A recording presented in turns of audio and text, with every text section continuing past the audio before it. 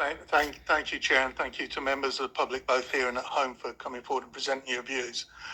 One of the things that we're doing today as councillors, all of us, I do mean all of us though, is we've got to come to a decision, and decisions are never easy. There are good and bad on, most decisions, and we have to decide what we think is the right decision. That will be wrong in some people's eyes and right in others.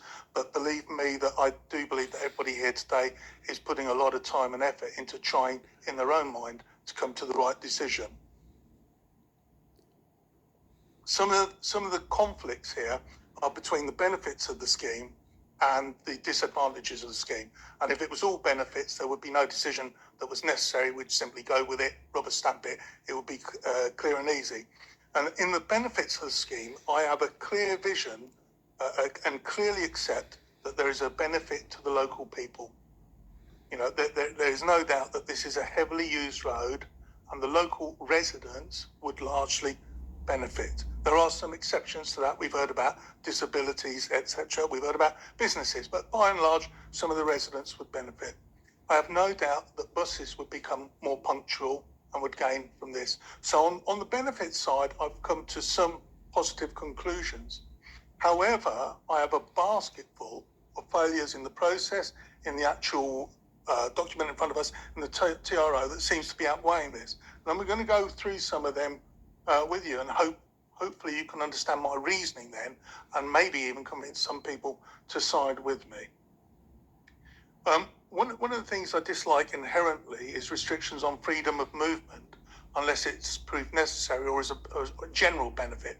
So we heard about the March area transport strategy earlier, and actually we increased movement for every single category, so it's very easy to do. Right? In this case, we're losing freedom of movement for the private vehicles, but perhaps some better use of the buses. Community connectivity will be slightly broken by this, there's no doubt about that. Religious worship's affected by a longer route for many people to the nearby mosque. And we heard from Chauffeur, the independent businesses, it sounds like a good deal of them will be disadvantaged by this.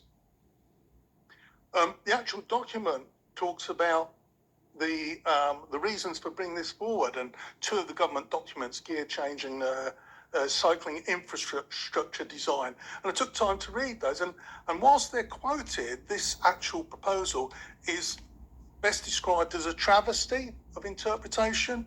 So the examples used to sell those ideas, and the reason they came forward, is describing how something like a cycle route from A to B along its entire length will actually achieve modal shift, and examples are given that about that, such as down in Blackfriars. And it says the one thing you must avoid is trying to do just pinch points, because it doesn't really achieve modal shift. So to quote the documents and then actually not sit and adhere to them really defeats it. On road safety, which is one of the largest areas here that are of concern, I think you're being sold a bit of a pup as to the benefits. You see, a lot of this hinges on what you've got in your mind's eye about this nice empty space where people will be able to walk freely and cyclists will come by and the occasional bus will roll down, as opposed to the amount of traffic you've got at the moment. Well, the amount of traffic that you've got at the moment, largely going up 5, 10, 15 miles per hour during congestion, is very uncomfortable, and it discourages perhaps some cycling. But virtually the entire length of Mill Road, and it's covered in the report, is very narrow pavements, a narrow road, and a narrow pavement on the other side. So when you think about cycle lanes, more room for people to move, a bus is wider than a car. There can be no narrowing of the road. You will not get wider pavements. There might be some public realm improvements in very, very short and limited space. You live there. I don't live there, but I've seen it. Mill Road is not wide enough to have the public realm improvements with a bus running in and out to deliver you cycle lanes and wider pavements. It's just not possible in there. So we've told a lot in the document about public realm improvements with this funding may become available and what we want to see, and a pretty picture arises of let's all cycle and have our stalls and community events. The truth is, what you will have is a road through the middle of your community with a very narrow pavement that may or may not have some improvements to it, but it won't allow the free and easy access that you envisage. What's more, the now silent electric buses will be travelling at 20 mile per hour and not at 5 or 10 And mile they per hour weigh with the twice as normal much. traffic. Right? So the actual danger of an impact is much, much higher. This council has fought and been led on reducing speed limits on the basis that it's safer. And here we are, we're going to actually see 10-ton buses moving at higher speed than normal. In terms of congestion, they weigh 20 tons. The tons. times that this is congested is not 24 hours a day, but this proposal is to limit the freedom of movement for 24 hours a day. The proposals, people suggesting that this could actually be peak hours only, was taken arbitrarily, dismissed out of hand with the actual thought that it won't reduce accidents. Well, the accident data is largely historic, and we don't know what the accident data at the 20 mile per hour will be. So it's actually a little bit flawed in that space, and I can't agree that the alternative proposal should have been dismissed so much. It's a shame, really, that alternative proposals, such as actually having tidal flow AM, PM, would have been discounted, because that actually would have allowed for cycle lanes and pedestrians, and actually probably did less harm to freedom of movement and actually dealing with the situation than what's in front of us. Noise pollution, absolutely agree with that one. That will be a benefit to the local community. That will be reduced. But there's no data to support that. There's no data or insufficient data on air pollution. The reason we've only got a limited amount of air pollution data is because the CO2 monitoring was removed, I think it was 2019, because it had fallen down below the actual levels that were necessary to even continue monitoring it. And in page 53 of the report, this is the equality and impact statement. I'm just going to read it out. Monitored levels of NO2 have remained well below pre-COVID levels in both 22 and 23. Air quality monitors on Mill Road and Tennyson Road show the levels have been reducing year on year and are well below the objective levels. That's in the equality impact assessment that's in front of this committee today. But one of the 4 core reasons that this committee is being asked to pass the TRO is air quality. Right? Another thing to consider with air quality, which is why the ULEZ was dropped when the current administration was party to trying to bring in the congestion charge, is the fact that it's very short-term vision, because as we progress more to electric vehicles, air quality improves automatically. In air quality, the most dangerous of the 3 substances is actually particulate matter, not NO and not CO2. Particulate matter goes up exponentially down to the size and weight of a vehicle. The particulate matter from cars is much less than an electric car. The particulate matter from an electric car is much less than that from a bus. And the particulate matter from a bus is much less than that from an electric bus due to its weight. What will be on that road now will purely be electric buses. I'm not saying that will outweigh the removal of the other vehicles, but it actually, the biggest contributor to the air pollution in that area, which is below levels, is HGV lorries. Okay, so this could have been handled in a different way on that. I'm disappointed with the public realm improvements being in this document, being such a beauty parade of promises. So you get a vision in your head of public realm improvements, and then at 3.30 it says, P.S. please ignore all this. Well, once it's been inside your head, you can't literally ignore it. But it does seem to me that the pressure on the officers to produce a report that they'll get this over the line must have been immense, because it surely can't be right to actually say, here's a load of really beneficial things that you should ignore, and also put in all the consultation results prior to the previous TRO failure, which you should also ignore. The width of the road and the pavements are covered in page 8 at 3.21.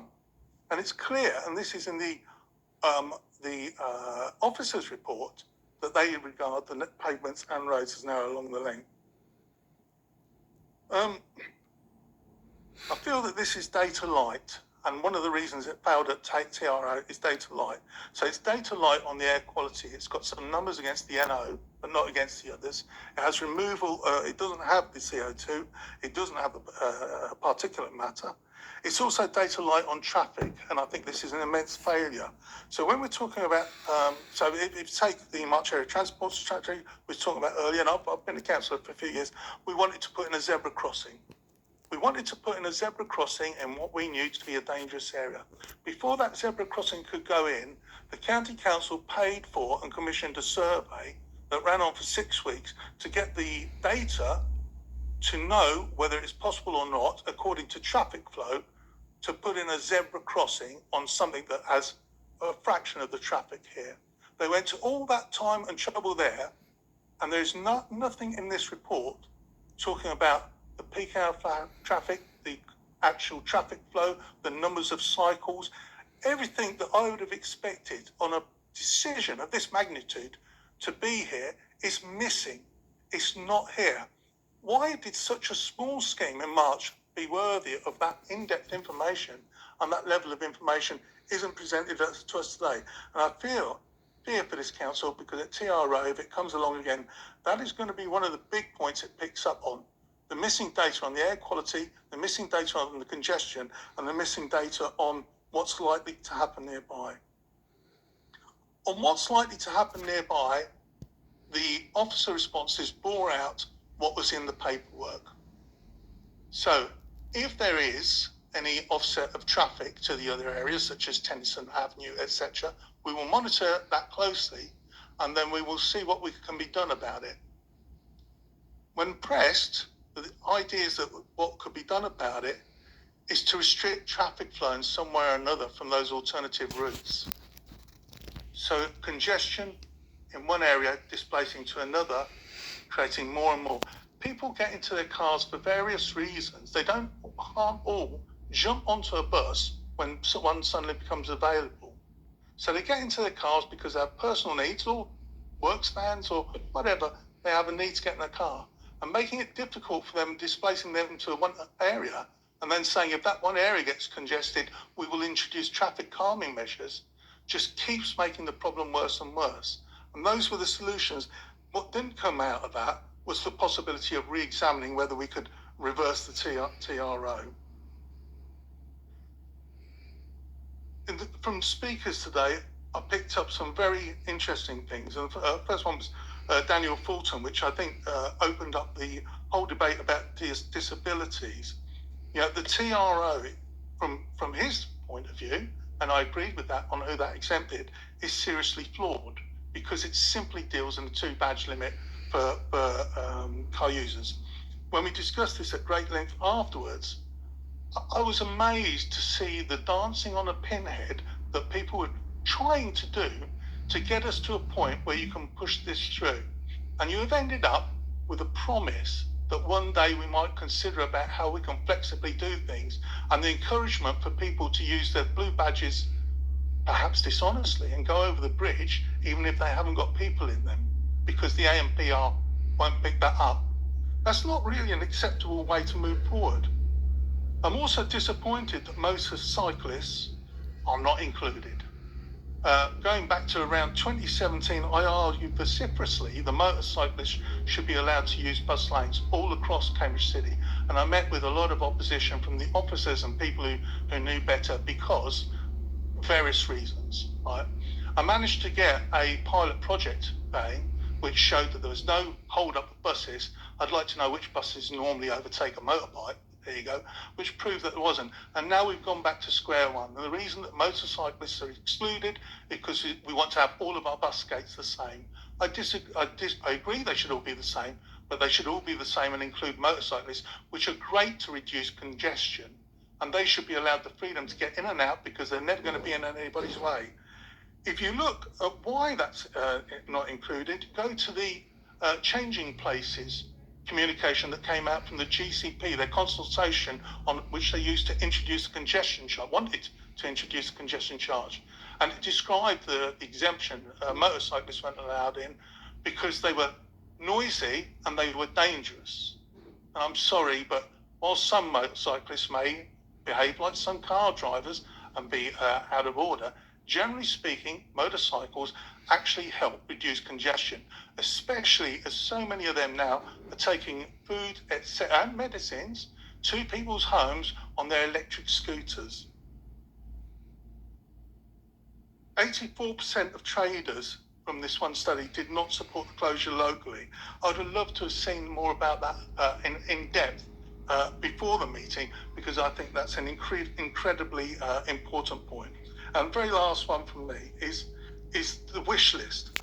So I talked about the wish list about the public realm, and the wish list is now on the blue badges and how that scheme will operate. It is flawed. The TRO in front of us, blue badge only. That's TRO in front of us.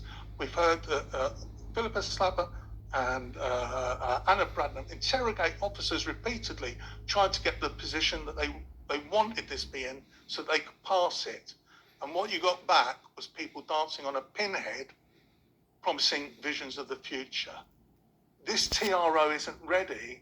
I'd like us to go to square one, and I'd like an honest conversation about alternative measures, tidal flow, congestion only, HGV, etc., instead of just pushing this through the way, because it's what you've been trying to do, not you in person, but the county council been trying to do for the last couple of years.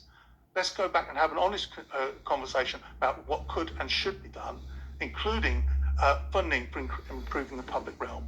I cannot support this. Thank you, Chair.